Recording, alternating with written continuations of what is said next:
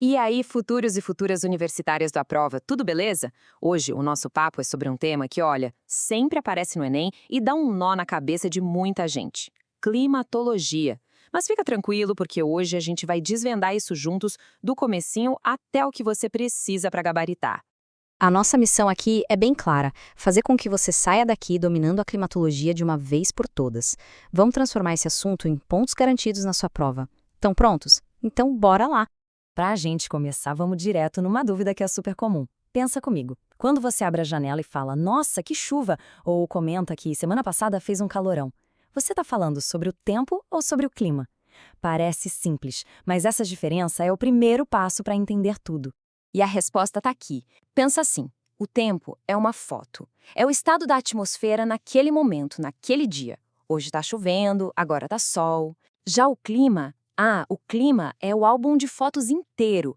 Ou melhor, é o filme completo. É o padrão que se repete ao longo de muito tempo. No mínimo, uns 30 anos de observação.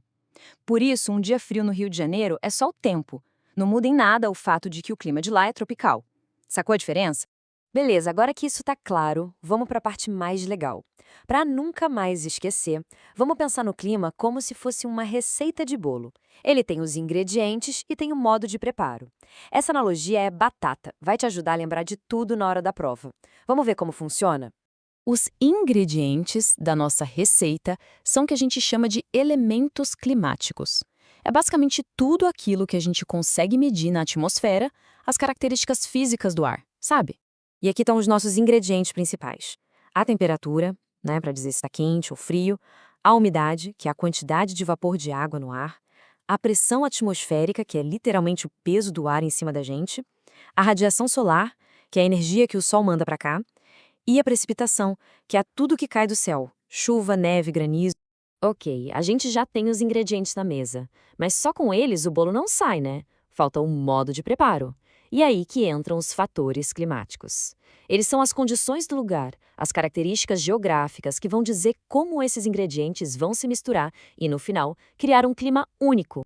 E essas instruções são a latitude, que explica por que quanto mais perto da linha do Equador, mais quente é, a altitude, por isso que o topo da montanha é sempre mais frio, o relevo, que pode funcionar como uma barreira, a maritimidade e a continentalidade, ou seja, se você está perto ou longe do mar. E dois super importantes, as massas de ar e as correntes marítimas, que funcionam como grandes entregadores de calor e umidade pelo planeta. Agora, vamos trazer essa receita toda aqui para o nosso quintal, para o Brasil. O nosso país é gigante, então ele é um prato cheio para a gente estudar climatologia. E um dos fatores que mais mandam no nosso clima são, sem dúvida, as massas de ar. Imagina elas como enormes bolhas de ar que viajam e levam suas características, tipo calor e umidade, por onde passam. No Brasil, a gente tem a influência de 5 grandes massas de ar. 4 delas são quentes. Tem a massa equatorial continental, a EQ, que nasce na Amazônia e, olha que interessante, ela é úmida por causa da umidade da própria floresta. Tem a equatorial atlântica e a tropical atlântica, as duas úmidas porque nascem no oceano. E tem a tropical continental, a única quente e seca, que se forma lá na região do Chaco. Para fechar vem ela, a responsável por fazer a gente tirar o casaco do armário, a massa polar atlântica, a MPA, que é fria e úmida. E olha só um exemplo perfeito de como elas funcionam na prática. Sabe a famosa friagem que acontece lá na Amazônia? Aquela queda de temperatura super rápida no meio do inverno? Então, isso acontece quando a massa polar atlântica vem com tudo e consegue avançar até o norte do país. É a prova de como uma massa de ar pode mudar completamente o tempo de um lugar. Certo? Então, se a gente junta todos os ingredientes, os elementos, com todo o modo de preparo, os fatores, o que a gente tem no final? O resultado são paisagens únicas. E aqui no Brasil, essa mistura toda nos leva a um conceito simplesmente genial: os domínios morfoclimáticos. Esse conceito foi a grande sacada do geógrafo Aziz Absaber. Ele olhou para o mapa do Brasil e percebeu que em algumas áreas gigantescas, o clima, o relevo, a vegetação, o solo e os rios estão tão conectados, mas tão conectados, que eles formam uma paisagem com uma identidade própria, uma coisa só. É a nossa receita climática servida no prato, em escala continental. E no total, o Brasil tem 6 desses domínios. Dá para dizer que são 6 Brasils diferentes, cada um com sua cara, com sua dinâmica. Vamos fazer um tour rapidinho por cada um deles para a gente sentir a riqueza que é o nosso país. Começando pelo nosso gigante, o domínio amazônico. A marca dele é o clima equatorial, ou seja, quente e chuvoso o ano inteiro.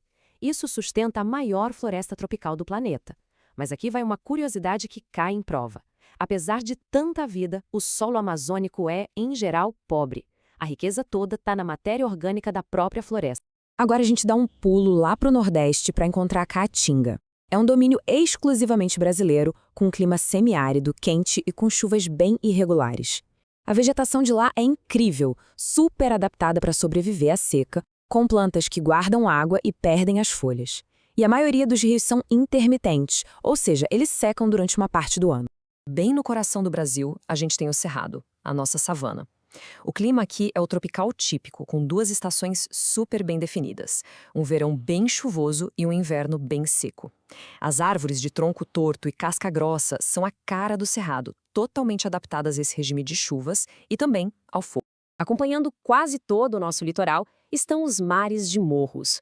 O nome já diz tudo, né? O relevo é cheio daquelas colinas arredondadas que parecem ondas.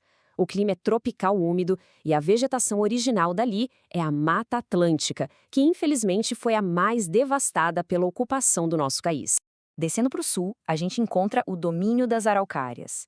O clima aqui já é o subtropical, com as 4 estações bem marcadas e invernos frios de verdade, com chance de geada e até neve. A paisagem é dominada pelo pinheiro do Paraná, a araucária, e o solo é a famosa terra roxa, super fértil para a agricultura. E lá no extremo sul do Brasil, no Rio Grande do Sul, temos as pradarias, que a gente também conhece como pampas ou campanha gaúcha. O clima também é subtropical, mas a paisagem muda completamente. É dominada por campos abertos, com vegetação rasteira e o relevo bem suave, com umas colinas baixinhas que são chamadas de coxilhas. Entender tudo isso é fundamental, mas, hoje em dia, tanto o Enem quanto a vida real exigem que a gente conecte esse conhecimento com os desafios que a gente está vivendo. A verdade é que estamos numa era de crise climática e o Brasil está bem no centro dessa discussão. Esse número que está na tela, 2,4 milhões, ele não é só uma estatística. Ele representa as pessoas afetadas pelo maior desastre climático da história do Rio Grande do Sul, que aconteceu em 2024. É um alerta gigantesco e muito grave para o país inteiro. Então, na hora de estudar, fiquem muito ligados nesses temas aqui. Aquecimento global e efeito estufa, que são a raiz do problema. O desmatamento, principalmente na Amazônia e no Cerrado, que bagunça todo o ciclo de chuvas, as ilhas de calor nas grandes cidades e a consequência de tudo isso, o aumento na frequência e na força dos eventos extremos, como as secas e as enchentes que a gente tem visto cada vez mais.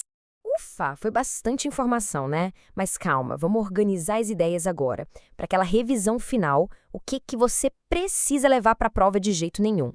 Anota aí o essencial. Primeiro, a diferença clara entre tempo e clima. Segundo, a nossa analogia da receita. Elementos são os ingredientes, fatores são o modo de preparo. Terceiro, o papel das 5 massas de ar que atuam no Brasil e como elas nos afetam. E por último, entender o que são os domínios morfoclimáticos, essa visão completa que junta tudo para formar a paisagem. É isso, pessoal. Com essa base bem sólida, climatologia deixa de ser um bicho de 7 cabeças e vira uma ferramenta para a gente entender melhor o nosso país e o mundo. Continuem firmes nessa reta final e contem com a gente nessa caminhada até a aprovação. A prova ou de cursos. O futuro dos estudos chegou e você já pode ouvir.